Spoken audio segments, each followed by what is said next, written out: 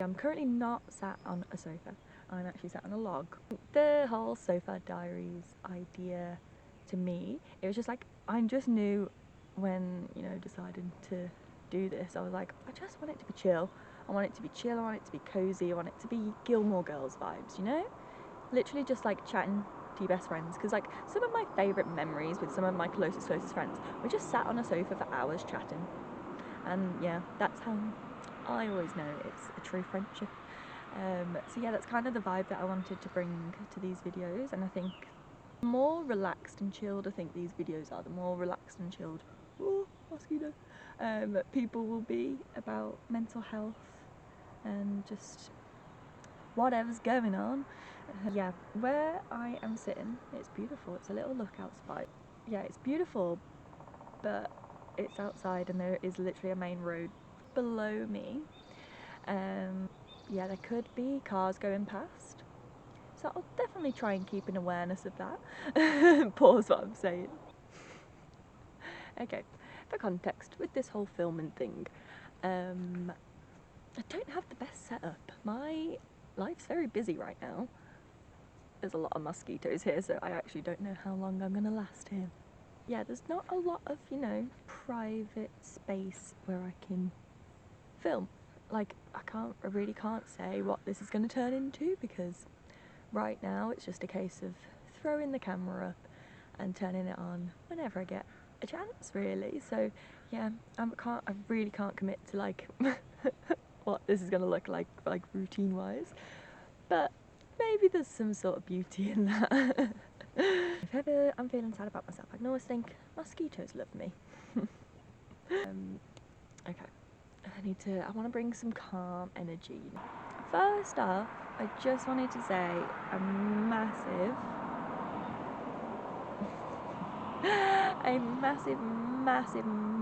I can't even, like, there aren't words to say, so I'm just gonna say, yeah, a massive thank you to, yeah, everyone that's taken the time to watch anything I've been putting up recently, or has messaged me, or has liked it, or I don't know, even if you haven't done any of those things and maybe you watched it and are not in a place where you want to, I don't know, let people know that you watched that and found something from it. I just want to say a massive thank you, because yeah, it feels so surreal. I think sound so dramatic. Oh my god, I have really learned this about myself recently. I think I am a dramatic person, but I've just always been quiet, so like nobody really hears the drama. It just goes on in my head. Yeah, it really it does. I feel like I'm living in a bit of a bubble right now. On cloud 9 is how I would describe it, and it is a lovely feeling because it's not one that I've ever truly like felt to this extent before. So any sort of even minor like interaction from somebody that is getting something from anything that I'm posting at the minute, it means the world to me, and that's exactly what I'm doing it for. And you know, I'm doing it for myself because yeah, I'm at a point now where I want to let my personality out a little bit more, because there's actually nothing wrong with that. I don't know, a lot of people have said they're proud of me, which is like, every time I get that, it's like, oh!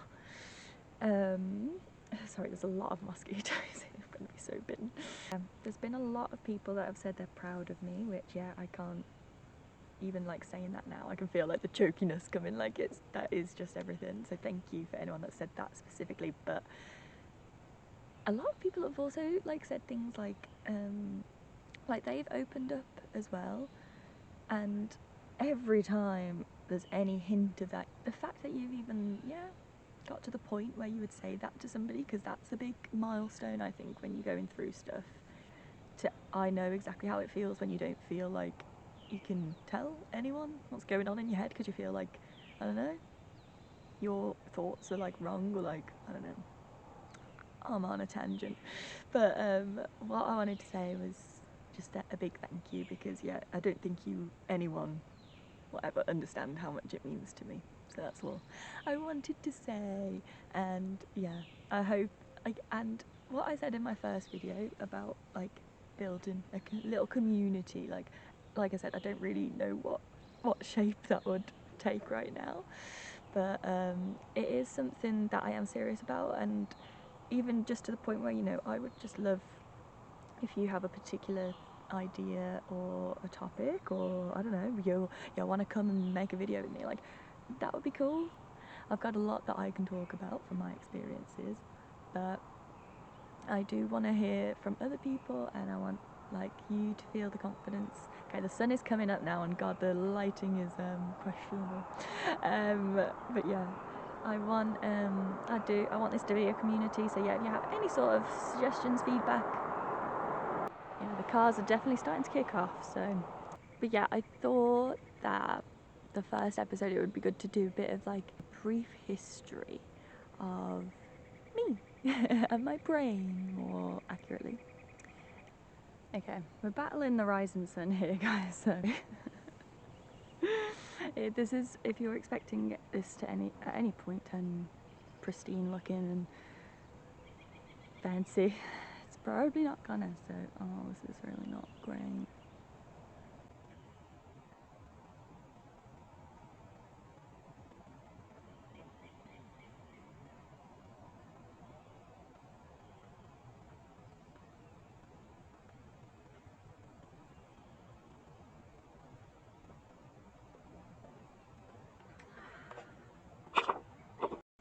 Oh my god, the sheer chaos of this morning.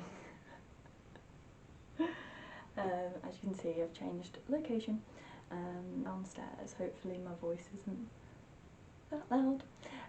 But yeah, the mosquitoes got too much. I had to stop it like every 3 seconds for cars. I was like, this just isn't gonna work. It was a nice idea, but that's okay.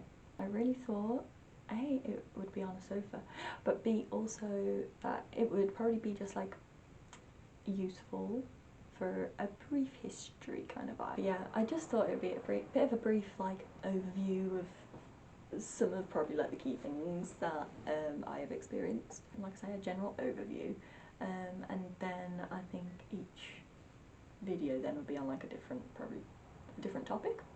Or to be honest, I feel like I'll just be telling my life story really. So, but yeah, that was the plan, and that was what was in my head. And then sometimes life does just throw you a curveball out of nowhere, and you just kind of have to take it. I'm also going to be turning this into a bit of a life update because I kind of want to like film bits of what's coming. I think it might be helpful. I don't know. I think there's going to be, let's just say, there's going to be a lot of resilience and a lot of like trust in the process, because it wouldn't have been a decision I think I would have made, but the universe has just kind of said, no, this is what's going on, so I'm just along for the ride essentially. So I want to film that because I think it would hopefully be helpful to people that may go through a similar situation.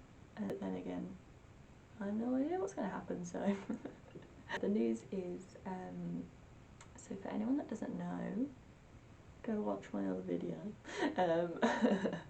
No, I've been working and spending time with really a lady called Eileen, and she does have dementia. They've basically just been out of the blue called and said she's got a place in the kind of facility, I don't really know exactly what to categorise it as. So they're going to view it tomorrow.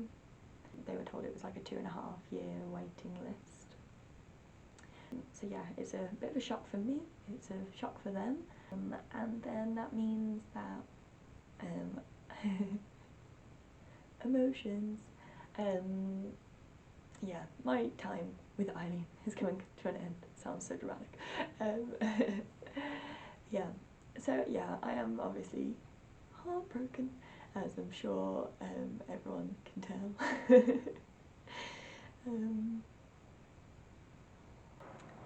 But I'm just obviously thinking of her. I don't think this is the timing that I would have chosen, and that's happening, and yeah, so I'm potentially going to be unemployed in the next few weeks, which is I know to a lot of people that would be super scary, and it is, like it is. It's never nice, and right now I'm like just trying to stay calm. It is scary, there's no denying it, but that's where faith, your trust in the universe, all that sort of good stuff that people hark on about, that's where that has to take over really, otherwise yeah, you are left with stress and anxiety and just a feeling of not having control, and that is scary in itself. And I've definitely had a lot of times, certainly while travelling, your life's all over the place, and that's why I think it's interesting that it's happened now, because we are in a very settled portion of our travels. We've got our own place for the first time, which I think is a big thing. So yeah, I think I was teetering on the edge of being like, could we just stay here for the rest of our visa? Like, so we've just, I believe that everything happens at the right time. You might not see it at the time, but it really truly does, and it's only usually once you've gone through that transition period and you've found your feet again, then you can see. Obviously, hindsight is a beautiful thing. I really do have a feeling of like whatever's going to happen is meant to be, and it's what is right for me. It's obviously, it is heartbreaking, and I'm just allowing myself to process the emotions. Like when they initially told me, I reacted like really calmly, which I was really proud of. If I could choose a reaction, I would choose the reaction I had, which is quite nice. But yeah, every now and then I just kind of let myself think about all the good times we've had and how that's going to look a bit different from now on. But you're allowed to be sad and grieve like a part of your life that isn't going to be in your future, and you're sure of that. You're allowed to grieve that, so I'm allowing myself to be sad when I need to be. But on the whole, I've still got another couple of weeks of her lovely company, so I'm just going to make the most of that, soak it all in, and yeah, see what comes next. That is to be continued. But yeah, part of me is like, maybe the universe is throwing this random thing at me because he wants me to share it, because I don't know, yeah, I think more people than I probably know of have lost their job at one stage in one capacity or another, whether, you know, through COVID, through retiring, like anything. Like it's just, yeah, it is the end of a chapter, I think, sometimes when you finish a job, and that can be a little bit heavy sometimes, and you have a lot of emotions, and it's like, how should I be feeling? So yeah, I think it's just important to kind of sit with those and let them process and get through that, and then yeah, all the good things will come. Okay, I have absolutely been rambling on, and haven't even started with the history, so this is going to be brief. Yeah, if you do have any kind of specific points that I mention that you're like, ooh, that could be relevant to me, or yeah, definitely want you to film that, please do let me know in some capacity. And yeah, so I did kind of have a little bit of time to sit down and be like, what, again, yeah, like what are the key kind of things and areas, and upon like having those sorts of thoughts, I think the first kind of thing I can remember ever even having like a negative thought about in terms of myself, it would have been when I was at primary school, and I was very insecure because I was tall. It's silly, it is silly, but it felt like the world to me. Yeah, I was always taller than average for a girl, for a girlie. Right now, as a 28-year-old, I'm 5'9", which is actually really not that tall. It is taller than average for a girl, but like nowadays I'm just like, I don't even think about it, and it's just crazy, yeah. But yeah, I was always a little insecure about being taller than everyone else. I thought it made me stand out. I thought, yeah, that was it. I thought people notice me more because I'm tall, and I don't like that. I have vivid memories of like, I having, definitely on like the last day of like year 6, I remember, you know, you have all your group photos, and I was always just like kind of trying to hunch myself down to be like the height of the other girls. Linked to that, there's been like other things, like silly physical things that you can't control about your body that I've been very insecure about, like the size of my feet. Anyone else? Just feet, mate. They keep you afloat. But yeah.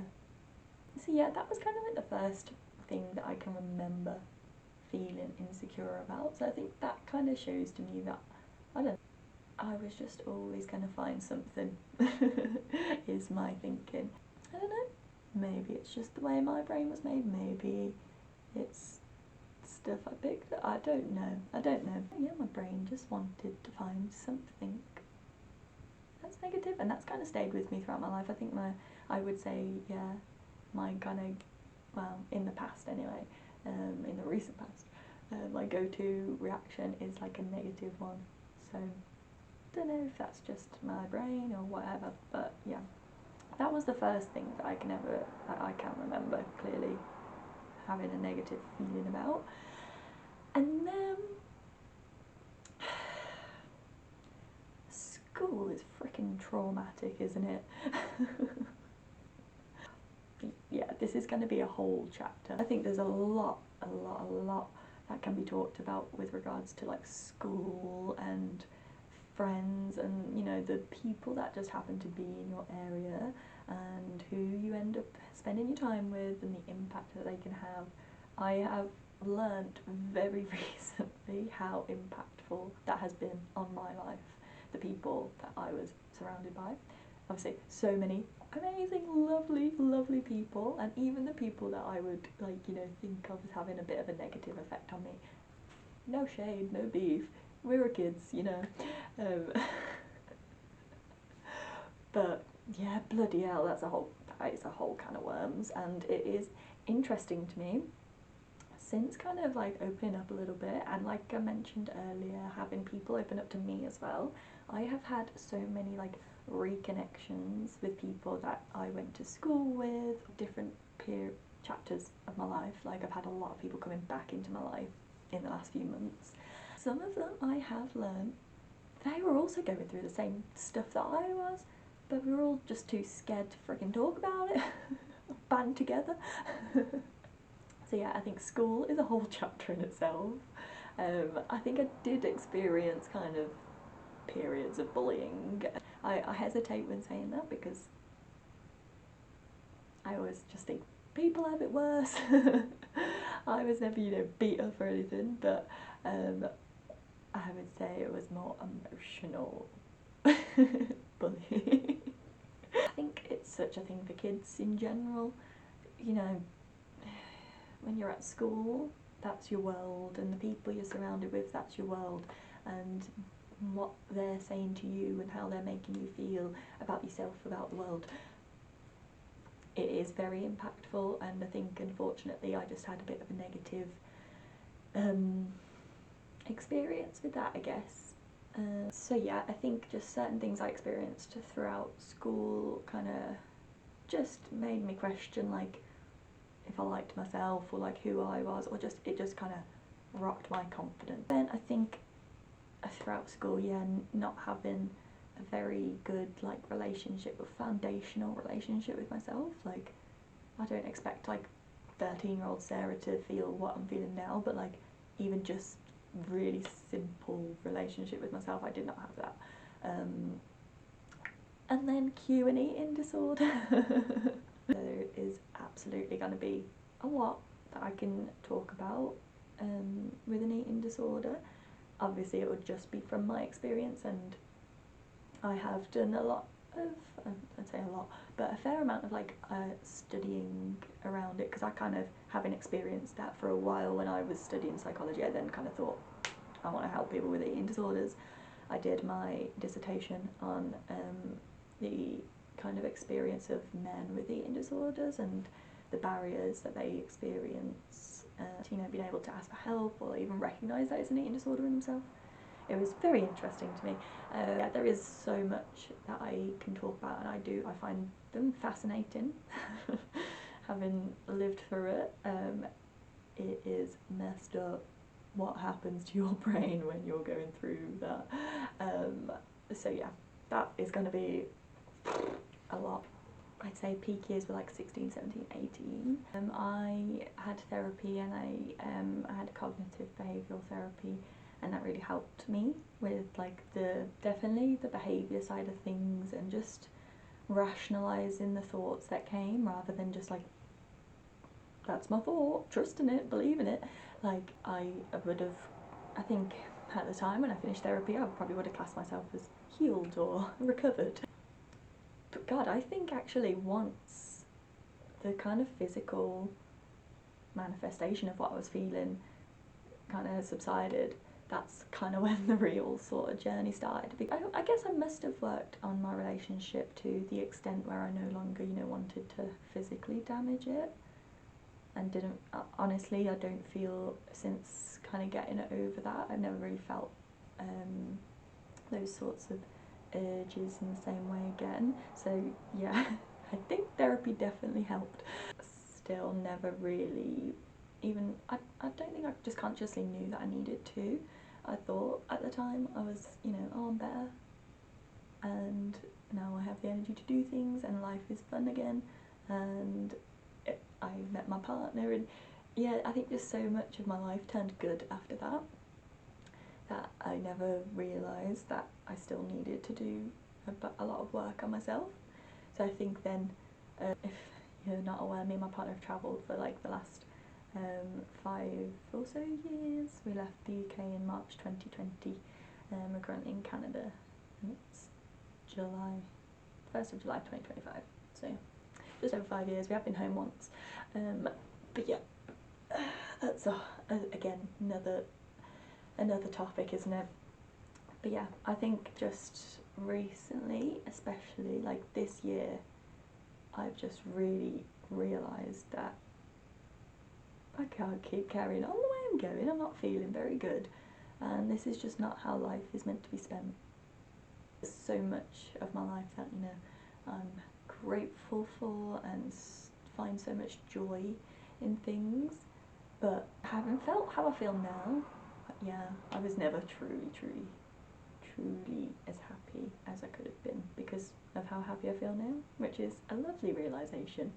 And it's a shame it took me 28 years. It takes some people a lot less. Some people never have to figure that out, but I guess it must take some people a lot more. So I'm trying definitely not to see that as a negative, because I do believe like it's all kind of gone how it was meant to go, and I'm just grateful that I'm at this place now, and I'm able to talk, and I'm able to hopefully share, make some friends, and yeah, just all have a big group hug, I reckon. So yeah, that's the general gist. In terms of like where I'm at now, there are definitely certain things that I want to talk about that I think has helped me, and I don't know if it's a good idea to kind of wait and do it in like chronological order, or do you guys want to know the things that help me right now? Like, how are we doing? How's everyone else? Chronologically, or I'll hop about a bit. I'll probably hop about a bit, I know myself. The important thing is the message, and hopefully you guys receive what I'm trying to put out there. I think that is kind of the crux, really, of where this is going.